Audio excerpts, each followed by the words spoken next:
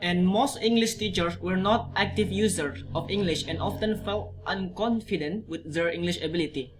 But interestingly, despite the anxiousness for the negative effects and all of the challenges, English language has not lost its important role in education and as workforce requirement application in numerous fields in Indonesia. And it's true that there's strong hold to the cultural and religious values among Indonesians, especially the Muslim communities. So, however, apparently the dominant use of English internationally makes people aware that rejecting English and all form of secular or Western culture, secular science, and Western liberal values will create a difficult condition to be able to take part and compete in global communities who are highly mobile and interconnected to one another. And with the exist limitations and the dilemma faced, each educational institution makes their own effort to perform ELT as best as they can in an attempt to advance the quality of their graduates. So it doesn't matter if we learn English language and don't have a mind when learning English language, so then we will get bad culture or bad values from the Western or secular sciences. And by learning English, we will not lost our identity as the good Muslim. So let's talk about the opportunities in Indonesia. So what are the ELT opportunities in Indonesia?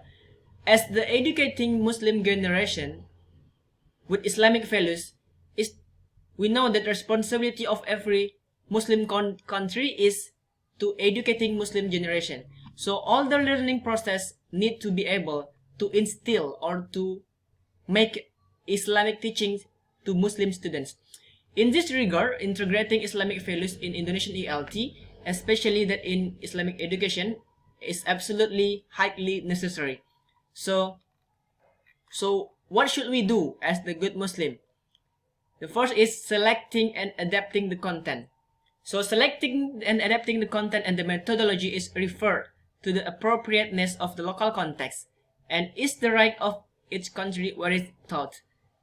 Within this concept, learning English does not mean to practice the culture of English, but the aim of learning English is to train the learners to understand pragmatic differences useful for international communication.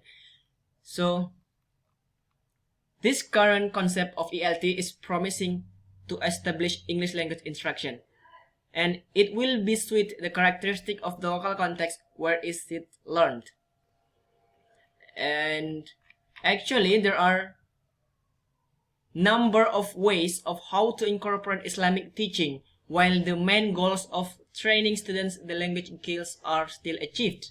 There are a number of ways of how to incorporate Islamic teaching while Islamic teaching in the schools or in education, especially in our country Indonesia. So what should we improve and what should we need to incorporate Islamic teaching in Indonesia? The first is the textbook. The textbook is obviously vital for classroom instruction, and we need to provide Islamic English textbook, and Islamic English textbook has been initiated by ISLP or Islamic School English Language Project. And the second is another alternative to integrate Islamic content in teaching English is by using ELT-EIS. It means English Language Training for Islamic Schools, and you can access this at www.lapislt.org. These supplementary materials were also designed for junior secondary level students. The packs are provided in 4 categories: listening resource pack, game and picture resource pack, assessment pack, and Islamic life resource pack. And as the English material with Islamic content is still very limited, it's important for teachers to be creative or to improve their instruction for learning. Although material for other levels of education have not been suggested here, teachers can improvise their instruction based on the available resources.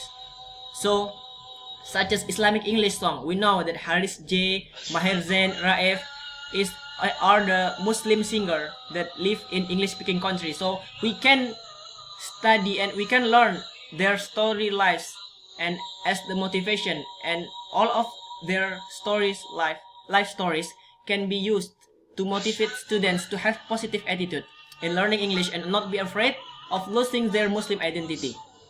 And also, not just the teaching materials, but beside teaching materials, the methodology in delivery subject also matters, such as opening and closing the class can be performed by reciting dua, or by reciting dua just like basmalah and hamdalah, basmalah before the learning and hamdalah at the end of the learning. So the students are also made accustomed to Islamic traits by emphasizing honesty in doing tasks and being helpful and considered when working with group and sharing knowledge to others.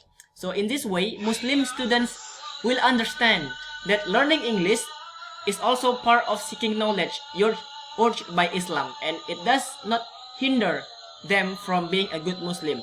So it doesn't matter if we want to learn English, and the main important thing is by learning English, it doesn't lose it will make not our identity as the Muslim lost. So those are the challenges and the opportunities of ELT in Indonesia, and I'm sorry for I think that's all my presentation. So thank you for watching. Good luck. Hope you enjoy and have a good day. Have a nice day. Wassalamualaikum warahmatullahi wabarakatuh. Thank you. Bye bye.